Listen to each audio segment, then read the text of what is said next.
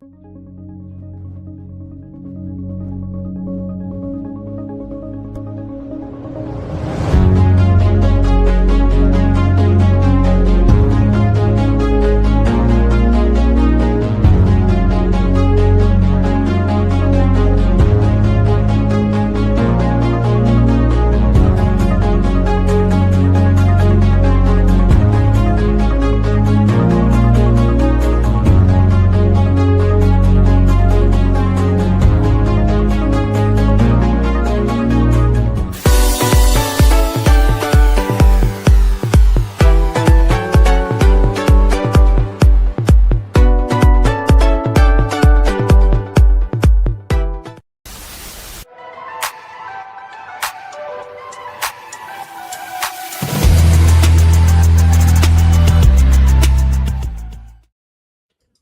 up, everyone? This is the Crosstown Crossover, presented by JP Grazianos and the good friends at TasteBureauChicago.com. I am your host, HBAC, the head bum in charge, along with Baloney, Praz, the Dram Daddy. What's up, Hello. Hello, everybody. I'm excited about this. I teased this a couple weeks ago, saying that by the time this day comes, the city might be up for grabs. Now, I don't think it's that dire. I think because both teams are playing so well, it's not make or break for either one. But I think we're still very excited. If these three games would have been on the weekend, I think the city might burn down. So I'm kind of happy it's on Monday, Tuesday, Wednesday. I think that's best for everybody. But hello, everybody. Hello. Yeah. Good chance it was on the weekend. Yes, definitely. Probably like the preview of 2024 when we were all on together, I think. And Dougie crashed the party and made us set up a whole new stream. Yeah. That's right. I do remember that. It's like we were talking. It's like, wait, we're not live anymore. No. We're just talking into a void, courtesy of the Dougie. But yeah, we're excited. And it's been a long time coming. I do like, to talk trash with you guys. There might be some things we got to talk about housekeeping wise because it's been a long time coming. There might be a bet that we need to pay up on. Can we talk? we should probably start there. Praz or John, if you want to go.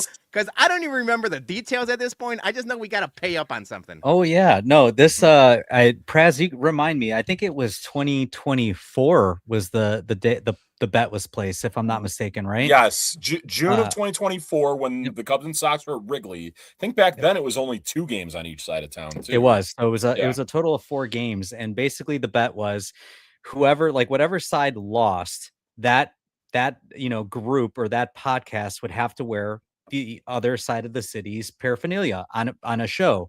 And I don't know if it was like we had to mention it or just kind of go throughout the show, just kind of acting like normal or whatever the case was. But that was the year that the Cubs, not only did they win the series, they won all 4 games that year. We even gave them a chance to double or nothing that year, and they still lost the bet.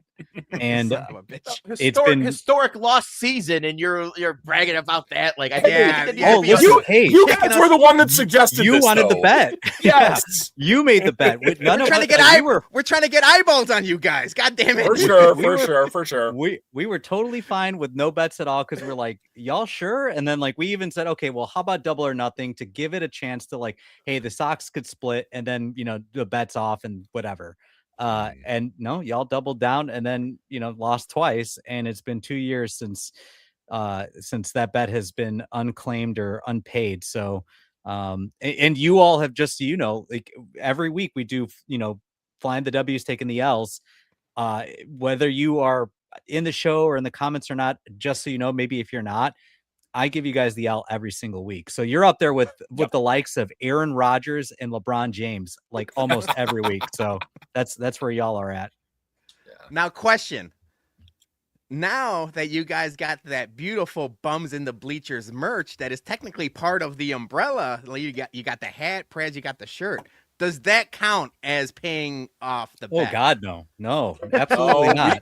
We said jerseys. Yeah. We're not allowing you to do any self promotion, to get out of this. There's no wiggle room here. Here's the thing. Cubs. I think having the worst team in MLB history is enough misery for us. Oh no, no, it's not, because you know what? I would have on. I'm not a big Sox hater. I would not want to wear Sox gear, but I would have. Okay. I would have done it. I've worn Green Bay Packers gear because I lost a bet. And that was hurtful. We had conversations about that. I was sorely disappointed, but I respect that you went through with that.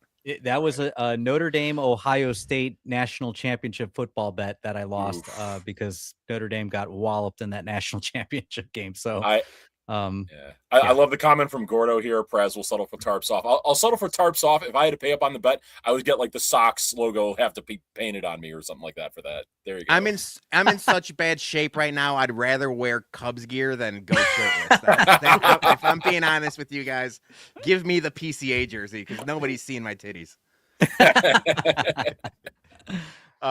Before we get to the nuts and bolts, guys, let's get to a couple quick super chats here from our boy Pedro. Baloney is the best. Put some respect on his name. Goddamn right, Pedro. I appreciate that. For the record, it's not me commenting on myself. That's a different Pedro. Yes. He sent us a super sticker. Thank you. I wish we could see those on the stream. And then Baloney is the real deal. Evander Holyfield. Let's fucking go, White Sox. Let them nuts hang like an orangutan. Don't forget to like and subscribe. Thank you, Pedro. Appreciate it. Hell yeah. I like the vibes early from Pedro. I appreciate that. We need more fans like this on Bums in the Bleachers, man. Right, we got to get some strong supporters out there.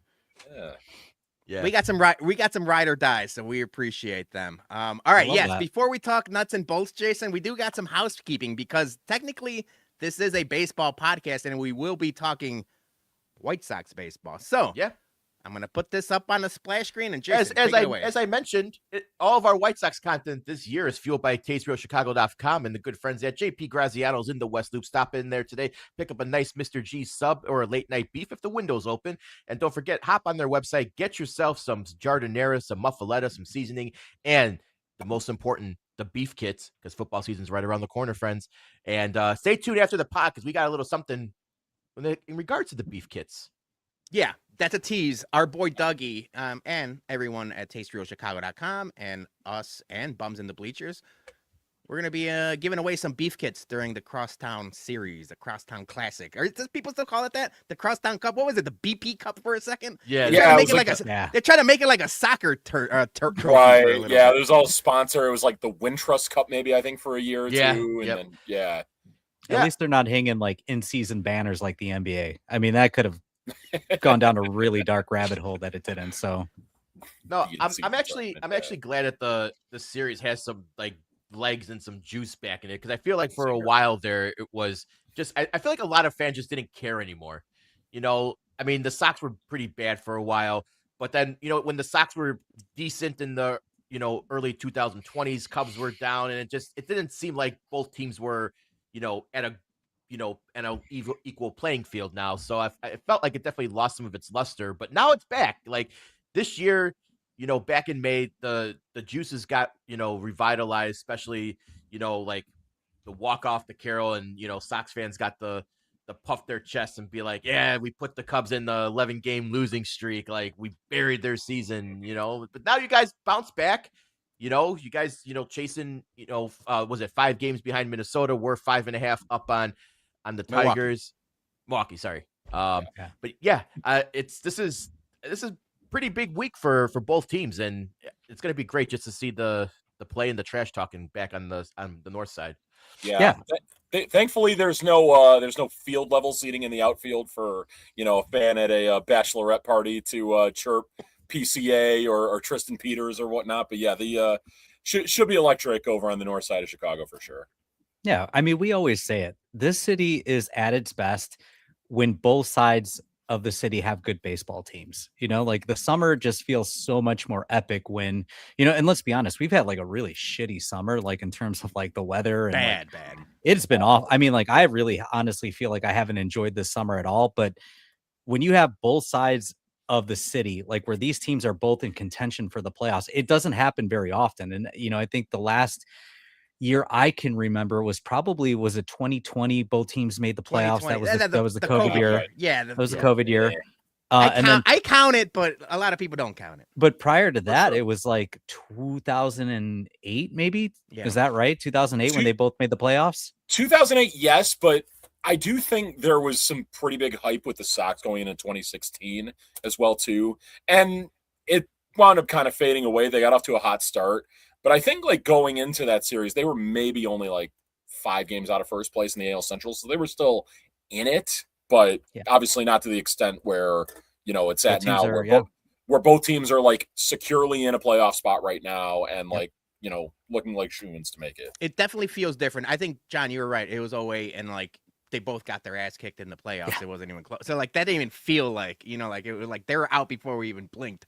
But for the most part, when the Cubs are good, the Sox are bad. And when every so often when the Sox are good, the Cubs have a down year. It's like two ships passing in the night. We haven't really had sustained success on both sides of town at the same time.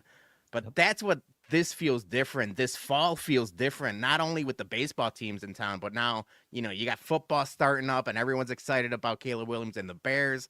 And obviously the Blackhawks and Bears, I've been down on them, and that's a different show that we've been trashing them. But, with the return of Patrick Kane and some things, it feels like things are really changing for the better on, all the Chicago sports teams. But when it's Cubs Sox, I think that takes precedence. And I'm excited to see what these 3 games, it's almost like a litmus test, at least for the White Sox, because we keep setting these benchmarks against the good teams and like division teams, or like when they played the Dodgers and they had that tough June.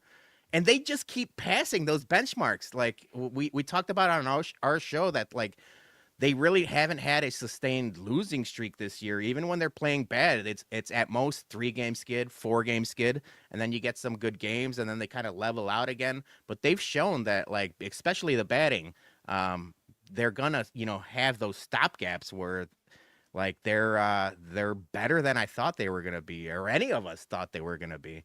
So I'm excited to see just how good they can be on the north side of town with a little bit of pressure, with like the national pressure and media and stuff like that. Definitely. I think they're such an interesting team, and I think like for anybody who has listened to our podcast, and we did the predictions at the beginning of the year, I think Praz and I both had said it on that podcast that now I don't think either of us thought that the Sox would be in first place, but we went through down like the division. Nobody fucking did. We both said, we're like, hey, the White Sox might actually be entertaining this year. Like, I don't know if they're going to be good, but I don't think they're going to be historically bad. Like, I thought they were going to be at least like competitive, right? Like they were going to play, especially the way that they played towards the end of last year, leading into that year. You started to see, you started to see guys like Colson Montgomery look like, like a dude. You know what I mean? Like, and the White Sox just lacked dudes, and they started like developing some of these guys, and they really kind of are starting to surpass, I think, a lot of expectations. And what's really crazy about them, they just feel like, and I love teams like this in baseball, they're like too stupid to know any better, right? Like they're like too dumb to know that they don't belong, but they hustle, they do all the right things, right? They hit a lot of home runs. They're getting pitching that's really timely. They're still figuring out their bullpen, but at this point, like their offense has been so good that like, do you really even need to worry about a bullpen right now? And now when you get to September, October, you for sure will need to worry about those things. But they have been really, really exciting to watch. And, I can't even imagine like what it feels like for you guys right now. Cause I don't want to say it reminds me of 2015, because I think 2015 for us with the Cubs felt very different because they went out and got like a John Lester, and they were starting to pave the way towards, they got Joe Madden. They started doing the moves to like set them up, for like a World Series run. And the Sox haven't really done any of that yet. But I think that's what makes it even more exciting, is like these guys are way ahead of schedule right now. And if they go out and they add pitching next year, they add some more relief, maybe a veteran bat, man, this team could be cooking, man. They're fun. They're a really cool team to watch right now. That's why we need Ishbia taking over. Spend that money. Yeah, dude. I think the two things that we as Sox fans are looking forward to is, one, like, what is this team going to look like, and what is next year going to look like because of the lockout, right? Like we've got all this momentum, and then all of a sudden no baseball.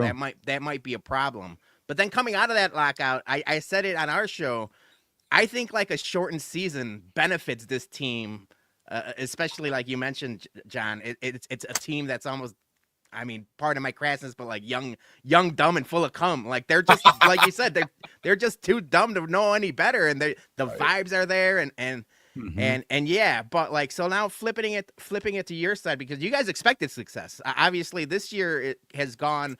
I feel like the first part of the year it was a roller coaster. You guys got seriously, like 10-game win streaks, 10-game lose streaks. It was just like up and down, up and down, up and down. And then we got to the first, series between us on the south side of town.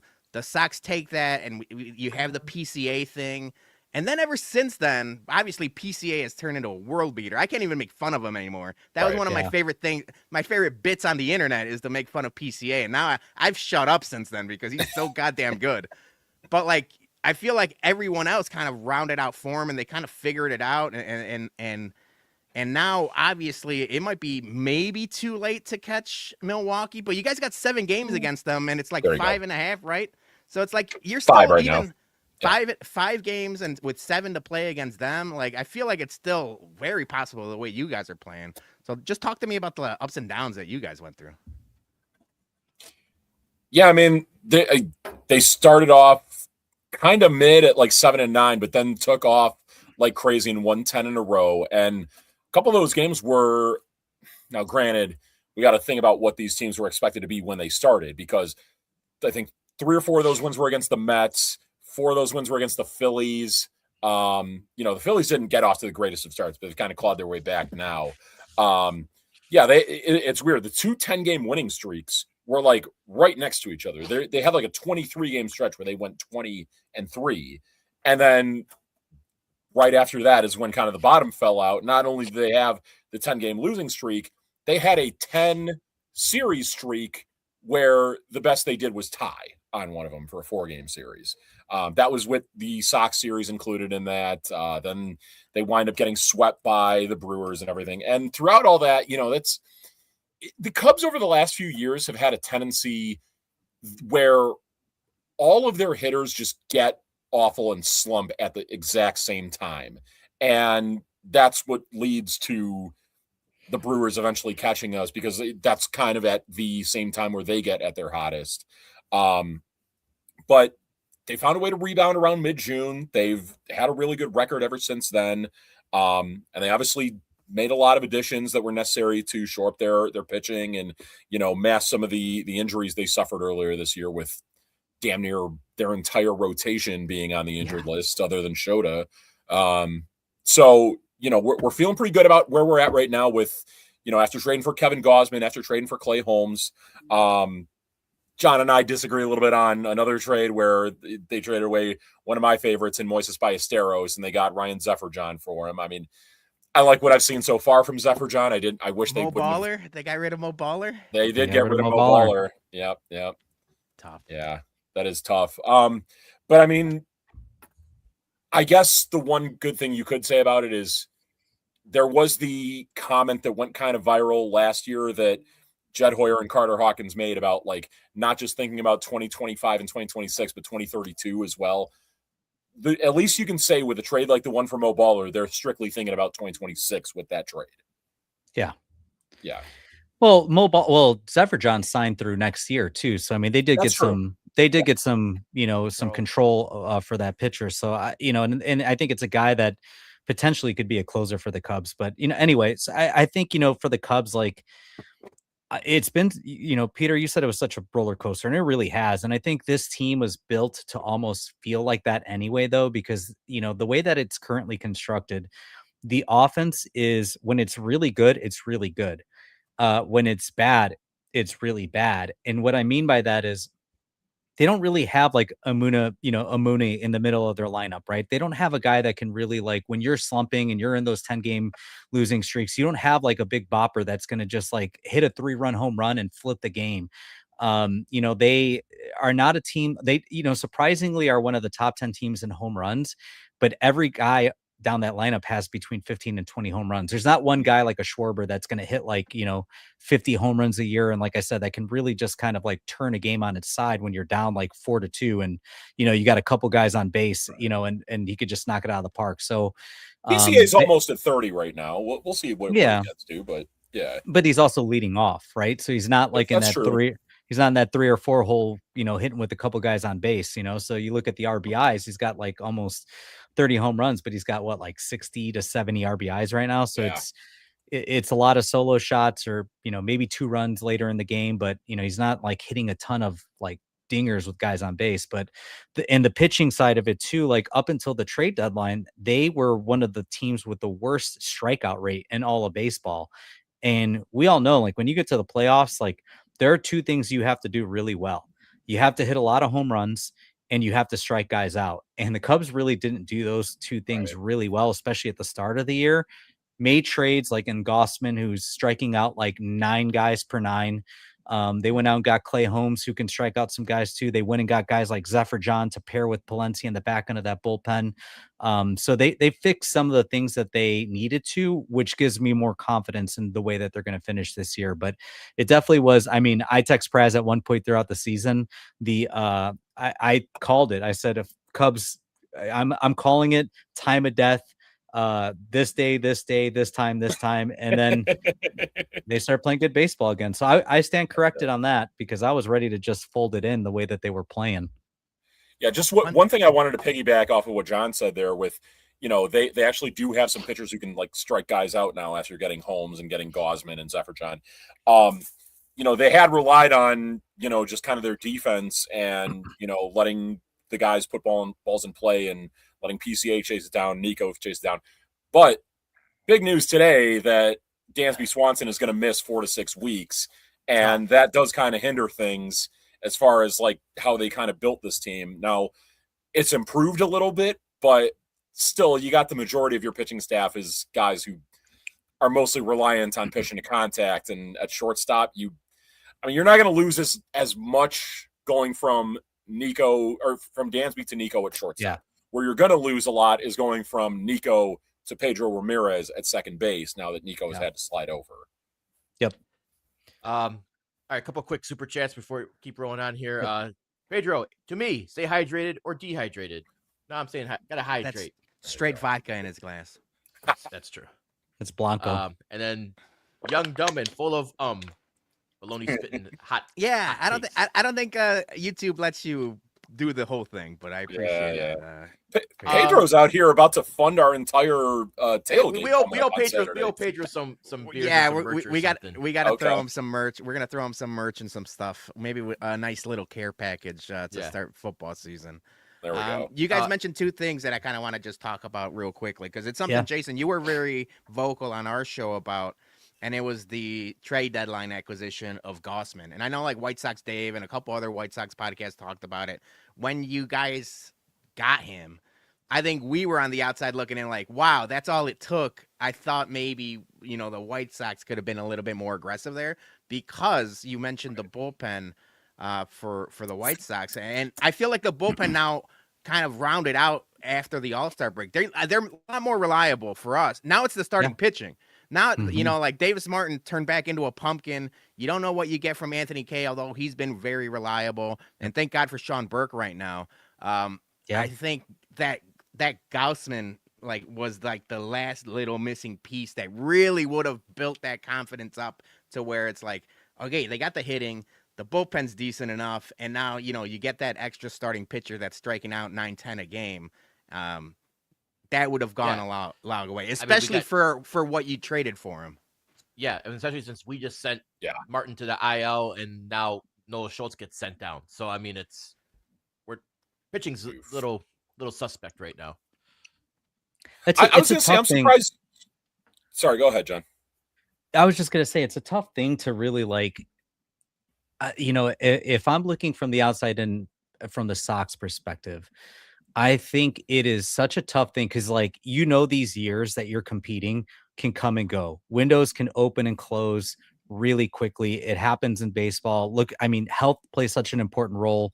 The fact that the Cubs are where they're at right now, I think is a goddamn miracle. They've had like 13 pitchers on the IL. Dansby Swanson's like one of the first position players to really kind of hit the IL as well. And these guys, like every time they're ready to come back, they have setbacks. They end up extending like the time that they're on the IL. I text Praz right before the show, like, we got to fire the entire medical staff at this point, because this is like, I've never seen anything like this. It has been like, we've seen it. We've seen it. I don't know. Four I've never heard 5 starters though. Yeah, I mean, that's a lot. that is brutal. They had to trade for 2 starters because they're, you know what I mean? Like 2, they had to trade for 2. And realistically, they probably could have gotten a third if they needed to, because that's where they're at. But, I think from the Sox standpoint, looking in, it's so tough because, like, again, that these windows can open and close, but also like they have so much young talent right now in the farm system. That's like, I get it. Prospects are prospects, and that's all they ever are. And like, they're just currency a lot of the times, because like most of them are never going to make it. And we know that, but it's like so hard to like give up some of those pieces that you don't know that could make it for like a chance to, play in the AL. And like, I know the AL feels really weak and winnable right now too. So I think that adds some of the fuel to the fire for Sox fans, why they didn't go out and get like a Gossman. But man, I don't know, that window is just, it feels like it's just opening for y'all. So like, to push all your chips in this year right now is like, it would have been early. Yeah, it would have been a little early. I think like there needs to be at least like, had they gone out and traded, or had they gone out and signed like a key starting pitcher like that John Lester, it would have felt pretty different, I think. Yeah. Then I would have been like, why weren't they more active at the trade deadline? The thing I was wondering about is like, would they be in on guys starting pitching wise? Like, these guys didn't eventually move, but 2 guys I really wanted for the Cubs to go get were Reed Detmers and Logan Webb, thinking that from long term.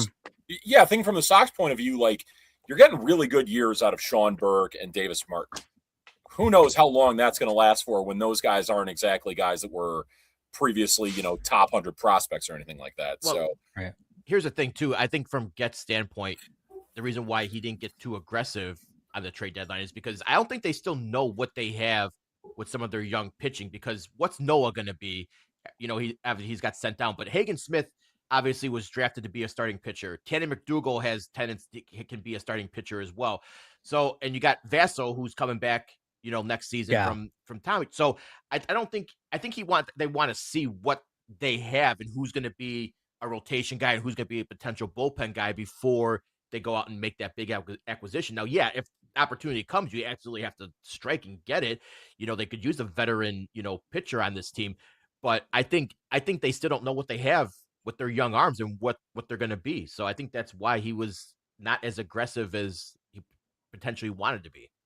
Also, the seats have various temperatures across the city right now too when it comes to the GM. You know what I mean? Like, Getz is sitting on a very nice, cool, air-conditioned seat right now with everything that's going on right now. Jed has been very inactive over the last few years and has done he brought over Mike Soroka, was like the big ticket, like free agent that they, or the trade that they got at the deadline that basically did not push the needle, and sent, Bruce Levine into that, the boomer mode on Twitter, calling Twinkle D. Yeah, right. You know what I mean? So I think that's also a piece, like the caveat part of it is like the seats are various temperatures on the different sides of the city right now. Jed had to kind of push more chips in this year than in previous years. Yep, for sure. All right.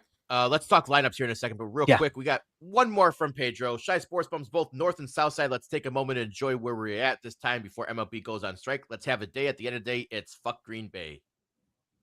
I like that. Always. I get down with that. Well said, Pedro. Cheers to that. All right, Peter, want to pull up the graphic? Let's take a look at the lineups here. Let's do a little this or that. Who do you want? Yeah, what do you think? I think we could just comment real quick on the starting lineups. I think there's some people not playing today that on both sides of town that we might have to want to swap out for this or that. But for us, it's obviously people looked at the starting lineup for the White Sox today. They dropped it a little earlier than the Cubs did, and no Colton Montgomery. I know he's been struggling. They said it's a regular day off, but it feels like Wrigley is one of those places where it can be a get right type of spot for some players. So that's the only questionable decision is I mean, obviously you need days off. The Sox are in a stretch right now where they're playing. They were supposed to have a day off coming up in Thursday, and now it's a makeup game against Atlanta. So it's like there goes one day off. So like you have to kind of get your guys some rest where you can. So I understand that. I know the people were questioning whether or not Luis Angel Acuna should be starting at shortstop. Maybe you move Chase over and then have Tristan Peters play the outfield and kind of move people that way. I know that was more a Ken W.O. thing, but I saw a couple people talking about it. But overall, I feel like, I mean, looking at both starters, I mean, it's both graphics right now, and this is now just me, doing the thumbnails and stuff like that.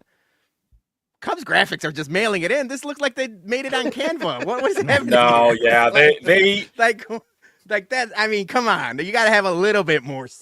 Give a little more pizzazz, will you? Do you remember in like 2016, 2017, if you went to the Cubs Twitter account before a game when the lineups would be posted, they used to have an awesome graphic where it would be like the Wrigley scoreboard listing off all the players and everything. That was cool. This is, I agree. It's very just chalk with how the way that they do it. And it's, I don't know, feels like the Cubs sometimes don't always get creative with their social media content, but as far as the players on there, we'll get into it a little bit here.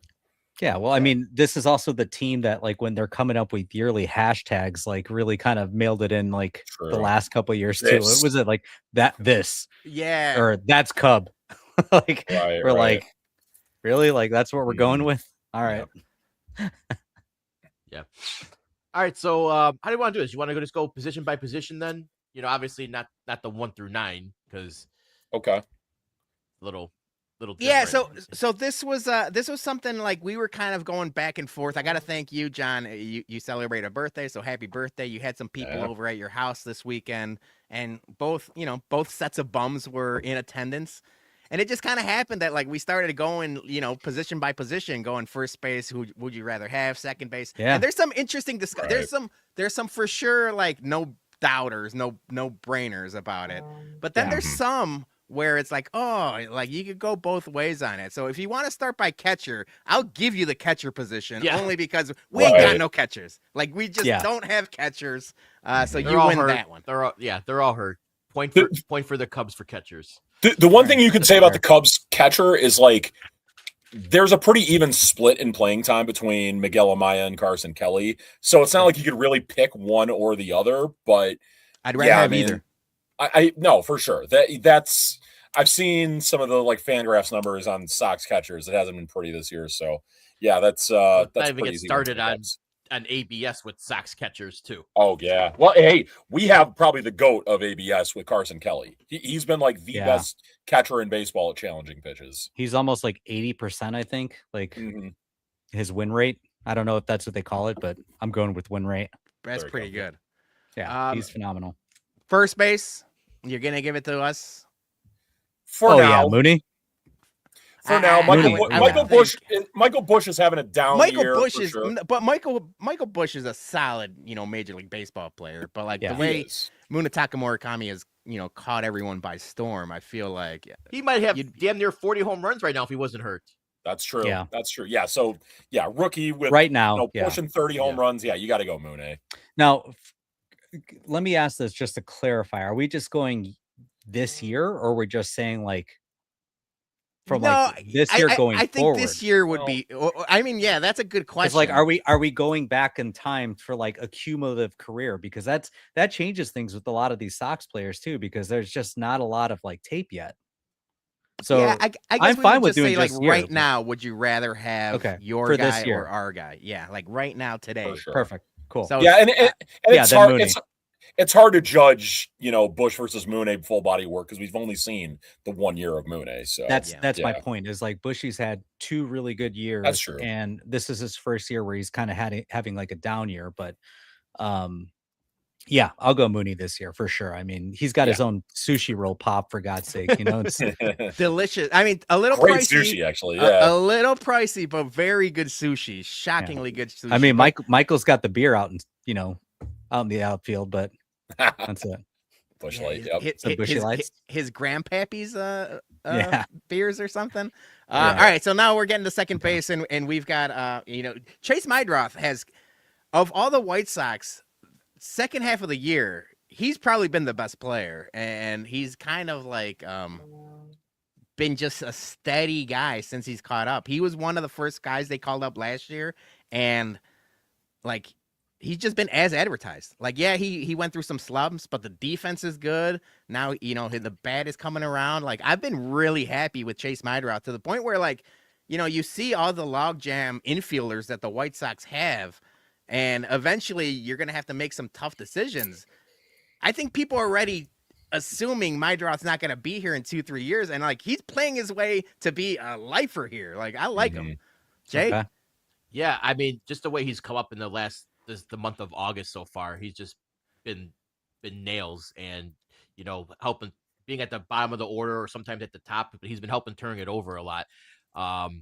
Yeah, I mean, I'm looking at his numbers right now. I mean, 770 OPS, hitting 278. I mean, I think he can be he might get you a good trade piece at this point. Depending on what they want to do with Grok. I'm saying there's if it's going to be Colston going to stay, if it's going to be Miguel, some of them's got. What we always said, one of these guys got to go. But the way that he's playing right now, I want him here for the long term. But he might get you a good piece. And where are you guys at, Nico? I was going to say, hearing you guys be very non-committal about Chase Mydroth, even with the good season he's had. Admittedly, Nico Horner's not having the greatest of years, and he had a long slump that he kind of busted out of maybe right around early July, I'd say. But lest we forget, last year he damn near won the NL batting title. He's basically a shortstop at second base that is only there because Dansby Swanson is here. And I think because of the fact that the Cubs believe in him so much, like I we're biased here, but I'm going with Nico over Chase Mydroth in that. I mean, I would probably be the one. I'm nervous to say Nico just because I feel like Chase Mydroth will go off against the Cubs just for me picking Nico because he played well against the Cubs the last series. He did. That's right. But I am gonna say, it's crazy. I didn't realize Chase has a 3.3 WAR this season. Yeah. His on base has been really solid. I think, it's the thing with Nico is like he's never going to be a home run hitter. That's just not his game. And I think that the underlying numbers with Nico are a little bit less telling of what he's actually producing. He's got like one of the, and I'm going to go like deep into analytics here, but he's got like one of the I guess like his average is not reflecting his batting and his batting average with balls in play this year. Like he actually should have a higher average than he probably has right now. He's just hit into a lot of bad luck, which it sounds like I'm making excuses, but I think like when you look at like some of those, like the barrel rate, you look like when a guy's like the exit velocity, all those things, I think they mirror like what he's done in previous years. So I think like some of the statistics that you're seeing from Nico this year, they don't mirror previous years because he's just really hit into bad luck, and all those underlying metrics actually match what he's done year to year. The defense it's so damn good. And I think you're also going to see how that translates over to shortstop now that Dansby's out, because he was a really good defensive shortstop as well too before they actually signed Dansby Swanson. He was above average player. Would he have been Gold Glove? Maybe not. I don't know. But he was above average. And, right. I think like with him and Dansby, like, man, they're just vacuums up the middle. So I value the defense, especially with the Cubs pitching. I'm going to take Nico here. Yeah. All right. So we're split. This is our first split. Yeah. So this is our first split. Although like you can convince me, Nico, because like you mentioned, like he's just so good defensively, but I'm going to stick with my guy for now. And then, so shortstop is a really good conversation, depending on how you want to I don't think it's not. Really? It's not. Because the David Kaplan argument here. So, it's not. Yeah. This is exactly, David Kaplan had this argument like 2 months ago. And Kaplan's on crack. He went crazy.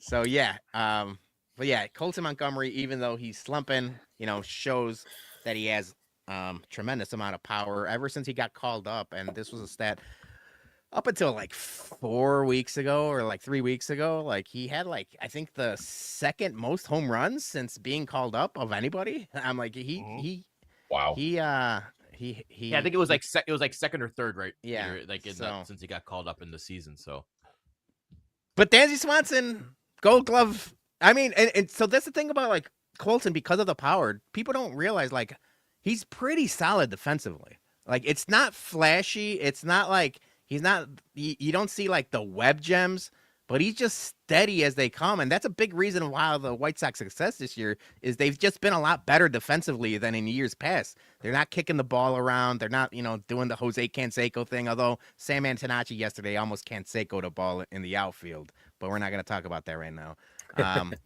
So yeah, so we're going Colton here. I'm going to agree. I hate to say it, and I think Dansby's such a frustrating player because he's so streaky. I mean, he's hit 18 home runs this year, and I think like 12 of those were like in a 15 game span. Like he just like went absolutely like berserk. That one for, like, series against the Mets. Yeah. Oh yeah. He just like tormented the Mets. Like I feel like half his home runs are against the Mets, and you take those out, like, and I think like, you could look at some of the other stats here, the on base is a little bit better for Dansby. The slug is down compared, to Colson. The OPS plus is better in Colson's direction. Dansby technically has the higher WAR. But I still think defensively, like Dansby probably is better defensively, but I don't think there's that much of a drop off to Colson, and you're getting more offensive output. So yeah. I'm gonna say Colson. I'll also say Colson. I think it's fairly close, but Colson being younger and obviously Dansby making a lot more money than Colson is right now. I think the offense is kind of right on par. I think maybe a slight edge to Colson there. I think Dansby has a slight edge defensively. If you go back and look at like the playoff series we played against the Padres last year, Dansby Swanson's defense was like the MVP of that series because he made so many great plays as we talked about. The Cubs have so many pitchers that are like pitch to contact guys and not really strikeout guys. But I mean, I think I'm at the point where like I've seen what I've seen from Dansby, and I've kind of just settled on what he is. Like I'm not expecting him to be, a 800 OPS guy and hit like 25, 30 home runs. If he hits like 20 home runs and has like a mid 700s OPS while also giving you Gold Glove defense, the most important position on the field, I mean, I'll take that. Obviously, I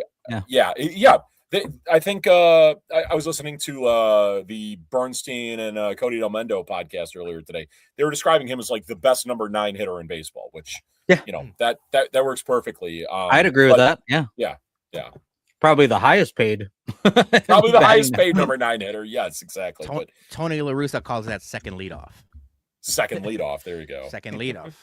All right. Third base is an interesting conversation only because like if we were having this conversation for career, obviously it's different. If we were having this conversation a month ago, it would have been completely different. But Alex Bregman has turned it around. I feel like he's now, everyone was, I mean, at least Cubs fans were pretty pissed at him for the first half of the year. I definitely was. Yep. Miguel Vargas has been a revelation, but he's obviously only done it this year. A little bit of second half of last year, now this year. Jason, you going Bregman or Miguel Vargas? I mean, if you're looking at just like the power numbers, it's Miguel. But then, like, if you look at everything else, you have to look at Bregman with this. So it's kind of a push for me, to be honest. I could make an argument for either one. Tie goes to the runner. Yeah, but who's got more stolen bases? Yeah, but I mean, 28 home runs for Miguel though. That's right. But when the Sox acquired Miguel Vargas, was that also during the night of the Bears beating the Packers in a playoff game? Come on. That might be the tiebreaker. That was good vibes. I'll give you that much. Yeah. Absolutely, what do you guys think? Absolutely. I Had you have asked me this a month ago, I would have said Miguel Vargas, like heads and above shoulders. I think the one thing that people are understating with Alex Bregman this year, he's a one-time Gold Glove winner. He leads all third basemen in baseball with 11 defensive runs saved this year. So he's played actually really stellar Gold Glove worthy third base this year. And he's always been a second half of the year hitter. Typically, when you look throughout his career, he's a slow starter from April to like June. He starts out slow like every year. And then after the All-Star break, his numbers are always just like they just boom. And then not only that, he's a playoff guy. Like this guy produces in the playoff. He has a history of producing in the playoffs. So this one, it was hard for me to say because like Vargas's 28 home runs cannot go unnoticed and underappreciated. But I'm a defense guy too. I value defense, so I'm going to go Bregman here. Ooh, okay. I think at third base you want the hitter more than you want the glove. I get what you're saying with what all the arguments you made for Bregman there. I guess whole body of work as a White Sox. I think Vargas is. I would take the season he's had over Alex Bregman, but I think the fact that Bregman has turned it on as much as he has and has, lived up to what he always has been as a second half hitter. I mean, I guess I would have to say Bregman just for the fact that, like, I think by the end of this year, he'll probably have like the higher WAR and the higher OPS plus than where Vargas will land on. It is interesting with Vargas that like, he's kind of like your guys' version of Michael Busch for us, and that you guys got a guy from the Dodgers who was blocked at the position he was playing at and has turned out to be a really good player for you. The last thing I'll say on Bregman is that even with his struggles and everything, it's one of those things you wonder about, like, where would this team be without him? Because our third baseman last year, Matt Shaw, has been out since about late June with an injury. And if we didn't have Matt Shaw on the roster, you'd either have to have like Pedro Ramirez playing third base every day, or they probably would have tried to trade for a third baseman at the deadline. Obviously that doesn't really factor much into the argument against Vargas and everything, but like even when Bregman had been not hitting all that well, he was a really important piece to this Cubs team. Who do you got, Peter? Yeah, so that's where when we started this conversation, I thought like this was one of the tougher, decisions. I think I'm sticking with my guy only because if you were to tell me Miguel Vargas gets to play in the Friday Black and Reds, he's the best third baseman of all time. That guy is unstoppable Fridays at home for the White Sox. But no, it's a really interesting conversation. If it's just this year, for sure, I'll take Miguel Vargas. But if we're talking in the future and obviously career, I mean, it's no brainer that it's Bregman. Yeah. Where are you guys on Ian Happ? we could switch. I think we're all in agreement on this one. I'll take Sam Antonacci. Wait, so real quick. Yeah, I was excited to bring that up. Before we move on, sorry. So third base, we had Bregman. You guys had. I know Jason had Vargas. I pushed. Vargas. Yeah, I pushed. But like, yeah, I could make an argument. But yeah, so I think the Bregman's going with the third base is going to the Cubs. Okay, so you guys got Cubs for third base. All right, left field, Sox. It's that simple answer. Sox, yeah. And I mean, let's just move it to center. Obviously, Tristan Peters, All-Star, but Cubs. I mean, he played the Savannah Bananas. We're talking about an MVP caliber player, so we can just skip over this conversation as well. Right. Also, shout out to that Sox fan who called him MV triple. What was it? PC AAA. Yeah. Shout out to that fan because she sent him on a trajectory from PC AAA to MVP. So all right. Shout out to her. PCA. Yep. We haven't really heard much of her, except for like a little bit about like they were there for a bachelorette party or like a like marriage party, if you will. But we never really heard anything. If I'm White Sox Dave or I'm like the 108 or some like higher end, White Sox fan, I'm putting her front row today in center field. Like and like try Why? to bring back the Juju.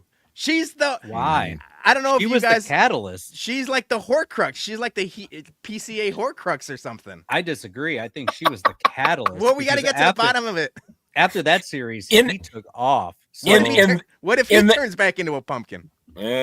Possibly. In that specific game, you are right, but ever since then, yeah, he's Right. taken off like a. That's what I'm bat saying. out We of got to hell, find so. out. We got to find out if she was the fuel to the fire or the Juju. Right. it was like one of the series after that against the Cardinals with the tarps off crew.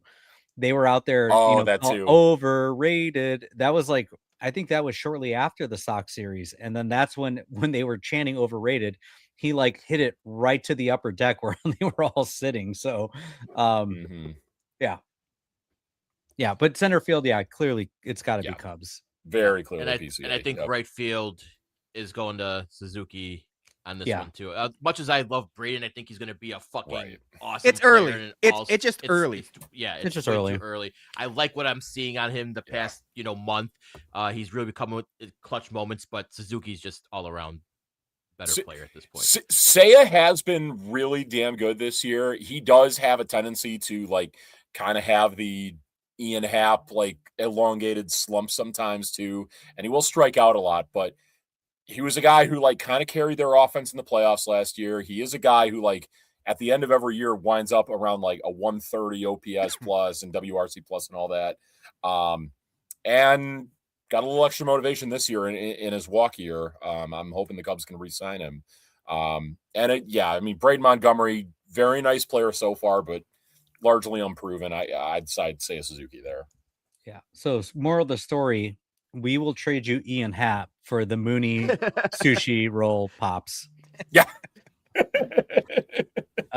Are we doing starting pitching? Are we doing relief pitching as well? Or rotation goes to you guys at this point. I mean, it's pretty tough to argue. Like you guys have been so banged up and still putting up wins. Where if we had this conversation like 3 weeks ago, it would probably be you guys. We might have to have this conversation, end of the year or preseason next year because it'll be fun. It'll be a fun discussion going forward. Yeah.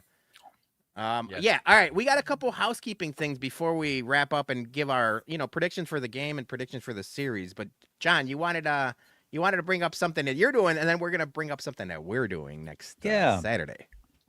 I appreciate it. So every year on Instagram. So for those of you that don't know, I do whiskey content on Instagram. I go by the name of the Dram Daddy. So if you don't follow, give your boy a follow there.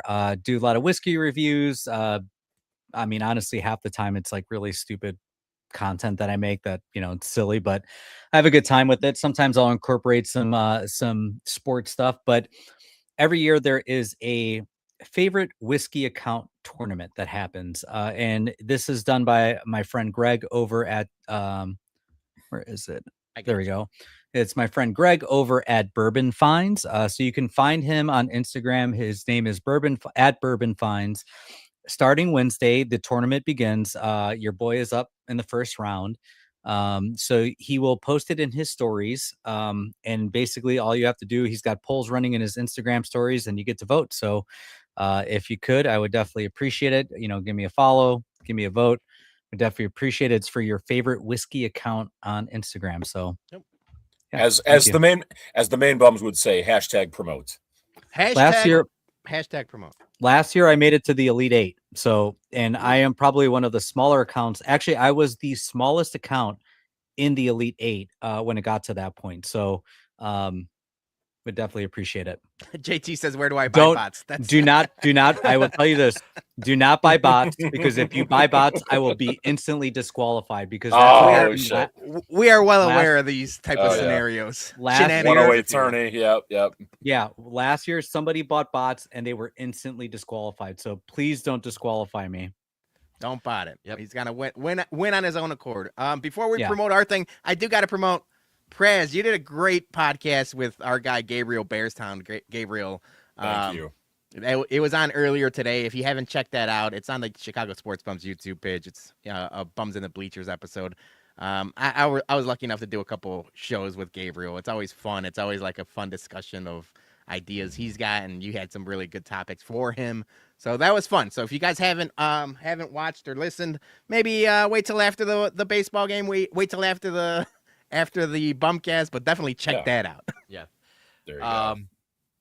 All right, real quick before we get to our housekeeping, Peter, I gotta get our boy Pedro calling it right now. This is World Series preview, 98 years in the making, not seen since 1908. Let's fucking go. At me, at Baloney, at whoever the Cubs guy. Sorry, not sorry. That's the bottom line. Because bro, we follow each other on Twitter. Come on. Bums in the bleachers. Whatever the Cubs guys. I like that. He threw us a nice super sticker. So cheers to our boy Jesus, Pedro, you got to take it easy, man. And we appreciate you. Thank you so much, man. Yeah, giving us your whole checking account here. Jeez. He's the best. He said he was going to give me his vote, so I don't care what you call me at this point. There you go. Yeah. There you go. Okay. Got Pedro. And then real quick, Saturday, Whiskey at Comiskey versus the Mets. So I know our friends here will be rooting on the Sox here for just to beat down the Mets. But we got tequila at Comiskey, right? So we got our friends, coming out, and Terra Alta Tequila, Santa Leza Tequila, and just added Malort Princess. She will be on site. We got Malort back, and our friends at Sun Cruiser, first tailgate with us, going, and they're going to be with us for the long haul. So make sure you stop by, grab some delicious Sun Cruisers, and obviously our friends at JP Graziano's, who sponsor all of our White Sox content this season. We appreciate it. Off Hours Brewing's been a staple for the past couple of years, but make sure you drop those RSVPs. We want to get make sure we have our food order in by Thursday. So please do it if you haven't already. We appreciate everyone who already has. Hell yeah. And make sure to tune in. Check our Twitter page right now, right after this show's over, because Dougie, like I said, he's going to have a beef kit giveaway with our good friends at TasteRealChicago.com. That's for everybody involved. All right. We got about 10 minutes left before the game starts. So quick, let's do it real quick because we are also sponsored by Circus Sports Illinois. So let's drop a couple bets in here. Peter, you got a bet for us today? I do. I've been thinking about this for the better part of this weekend, and I know the White Sox beat up on Shota Imanaga last time they played. Mm-hmm. I talked to Praz earlier before the show started. There's a good chance both pitchers get run off by the second or third inning. Right. I'm hammering the over, but I specifically am hitting Munetaka Murakami home run into Waveland off of Shota Imanaga. That's at Oppo. plus 345. Dude, he's been hitting some Oppo, like not even just like Oppo accident home run. Like he's been hitting some Oppo bombs. But Oppo Mako. All right, so maybe he won't go Oppo, but it's gonna be a Mune shot for sure. So that is plus 345 on the Circus Sportsbook app. Yep. I'm gonna go with his boy Miguel Vargas at plus 355 for a home run. He's had 4 home runs in 5 games. So let's fucking go with that. It's Wrigley. Hopefully the wind's blowing out. Maybe it changes. I don't know. It's blowing in. Blowing in right now from All field. right. So if Mooney is going to hit one, it is going to have to be to left. But I like Miguel's chances for hitting one. So let's stay hot. Okay. I'm throwing it on. Can you make bets for Ian Happ striking out 3+ times? Is that like something? I don't know if that's a prop bet yet, but it should be. Should be. You know what though? It's Luis Castillo. I was just going to say a pitcher that he did pretty well against when he was a Red. Maybe it's different now that he's no longer a Red, but maybe I should place that bet. Ian Happ, 1+ home run tonight. No, I'm going to take the money line for the Cubs tonight. I think the Cubs actually, I think if out of all the games that they have a chance to win, I think this is a good one. They've hit Luis Castillo pretty well when he was a Red. So I feel good about that. And also, I just mentioned it, the wind's blowing in. So I think if Seiya is going to have any success, it will be tonight because the wind is blowing in from right. So I'm going to take money line. All right. I think the kind of in the same vein as Peter, he said the pitchers might be out early. And you went with the full game over. I think specifically early in the game is where all the scoring will be. Yeah. So first 5 innings over of 4.5 runs is what I would go with. I like that. Okay. I like it. Yep. All right. Last question for you guys before we wrap it up. Which team needs this win more? The Cubs or the Sox? Who needs a series win? I mean, you guys have a very commanding lead in the AL Central right now, and you just swept your main competition, at least going into last weekend. I don't know if that would be the case anymore now that Cleveland may have passed them up. Mhm. You guys are in the driver's seat in the AL Central. We're the ones still chasing down the team that's owned us for the better part of a decade now. Yeah, we need this bad. We especially after losing 2 out of 3 against the Cardinals team that probably should have taken 2 out of 3 at least against them. It's going to be weird for me to say. I'm going to say neither team. I'm going to say neither team really needs this series really that bad for 2 reasons. One, Prass said it. The White Sox are in the driver's seat right now. They have, at least, 5-game lead right now on the second place team in the AL Central. 5.5. 5.5. So that feels really comfortable at this point, and even if they, lose 2 out of 3, they're probably not losing that much ground. I don't think, I've said it on our cast, I don't think the Cubs are catching the Brewers for the division, nor do I think they need to.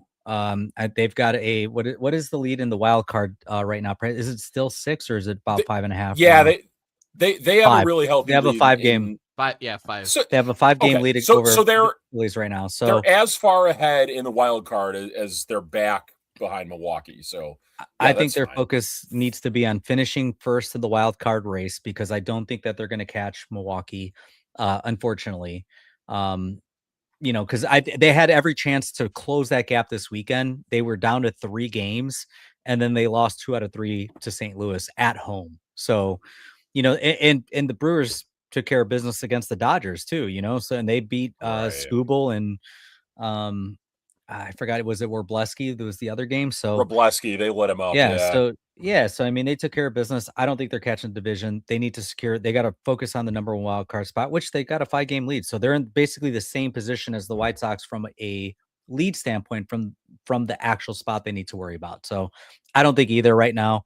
I think right now it's just going to be a lot of shit talk, and that's really what it's going to be. This series is going to be about right now.